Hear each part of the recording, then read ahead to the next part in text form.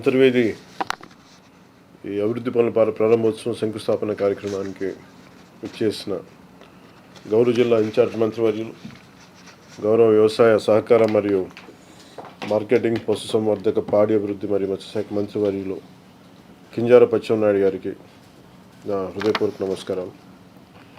గౌరవ శాసనసభ్యులు రాజోలు నియోజకవర్గం వరప్రసాద్ గారికి, కలెక్టర్, జిల్లా మేజిస్ట్రేట్ డాక్టర్ మహేష్ కుమార్ గారికి, ఈ కార్యక్రమంలో పాల్గొన్న ప్రజలందరికీ, ప్రజాప్రతినిధులకి, అధికారులకు మరియు టీవీ మాధ్యమాల ద్వారా వీక్షిస్తున్న ప్రజలందరికీ నా హృదయపూర్వక నమస్కారాలు. ఒక ఏరియా అభివృద్ధి చెందాలన్నా అక్కడ చేపట్టాల్సిన కేవలం నిర్మాణాలు మాత్రమే కాదు, అక్కడ ప్రజల జీవితాల్లో ఒక మార్పు తీసుకురావాలి. ముఖ్యంగా మౌలిక వసతులు మెరుగుపరిచి వాళ్ళ జీవితాలకు ఒక అండ భరోసా ఇవ్వాలి. భవిష్యత్తుపై ఒక నమ్మకం కలిగించాలి. అంతర్వేది లాంటి పవిత్ర భూమిలో అభివృద్ధి ఆధ్యాత్మికతతో కలిసి నడవాలి. అదే మన సంకల్పం, ఎన్డీఏ సంకల్పం. ఈ ప్రాంత అభివృద్ధికి, రాజోలు నియోజకవర్గ అభివృద్ధికి బలమైన సంకల్పంతో పనిచేస్తాం. ఈ అంతర్వేది లక్ష్మీ నరసింహస్వామి వారి ఆశీస్సులతో ఈ రోజున మీ అందరి కోసం పలు అభివృద్ధి కార్యక్రమాలని ప్రారంభించడం ఆనందంగా ఉంది.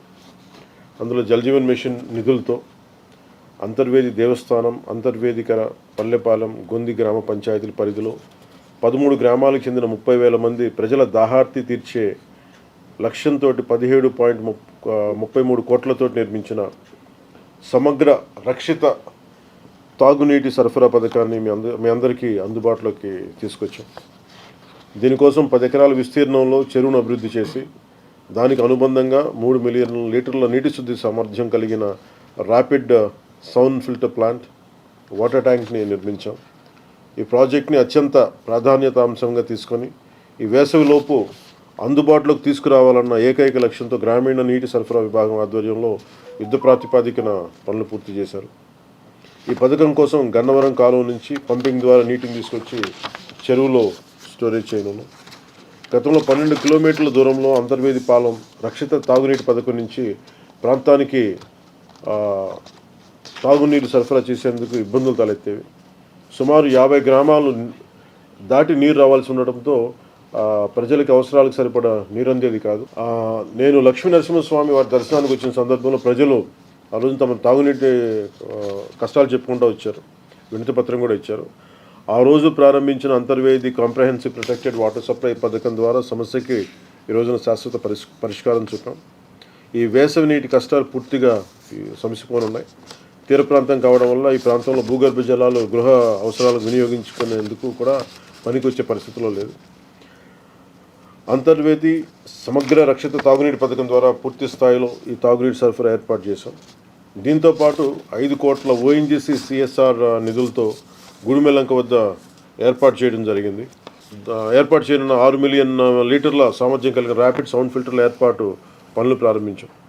ఈ పనులు పూర్తయితే గుడిమెల్లంక రక్షిత తాగునీటి పథకం సామర్థ్యం మెరుగుపడుతుంది. 29 గ్రామాల పరిధిలో సుమారు 1,20,000 మందికి పూర్తి స్థాయిలో తాగునీరు అందుతుంది. దీనికి సిఎస్ఆర్ ఫండ్స్ కోసం ముందుకొచ్చి దాదాపు 5 కోట్ల నిధులు ఇచ్చిన ఓఎన్జీసీ సంస్థకి ఎగ్జిక్యూటివ్ డైరెక్టర్ శ్రీ హేమంత్ ముల్కాజీ గారికి, chief general manager Shri Ramarao గారికి మనస్ఫూర్తిగా రాష్ట్ర ప్రభుత్వం తరఫున, ఎన్డీఏ ప్రభుత్వం తరఫున, పంచాయతీరాజ్ శాఖ తరఫున ధన్యవాదాలు తెలుపుకుంటా ఉన్నాను. పల్లె పండుగ 2.0 కూడా ఇదే రాజోలు నియోజకవర్గం నుంచి ప్రారంభించాం. అదే రోజు శంకరగుప్తం డ్రైన్ సమస్యపై అధ్యయనం చేసి 35 రోజుల్లో 20.77 కోట్లతో డ్రైన్ ఆధునీకరణ పనులకు ముక్కోటి ఏకాదశి రోజున శ్రీకారం చుట్టాం. గౌరవ ప్రధానమంత్రి శ్రీ నరేంద్ర మోదీ గారి జల్ జీవన్ మిషన్ లక్ష్యాలకు అనుగుణంగా రాష్ట్రంలో ప్రతి ఒక్కరికి 55 లీటర్ల సురక్షిత తాగునీరు అందించే విధంగా గౌరవ ముఖ్యమంత్రి శ్రీ నారా చంద్రబాబు నాయుడు గారి నాయకత్వం కూటమి ప్రభుత్వం ప్రణాళికలు అమలు చేస్తూ ఉంది. ప్రతి గ్రామానికి, ప్రతి ఇంటికి సురక్షితమైన తాగునీరు అందించాల లక్ష్యంతోనే ముందుకు తీసుకెళ్తున్నామని మాటిస్తున్నాం. అలాగే ఒక కలెక్టర్ గారికి కూడా ఒక చిన్న విన్నపం ఏంటంటే, ఇందాక చెరువు దగ్గర చుట్టుపక్కల కొంచెం అశుభ్రంగా ఉంది. అక్కడ కొంచెం పచ్చదనం పెంచేలాగా అక్కడ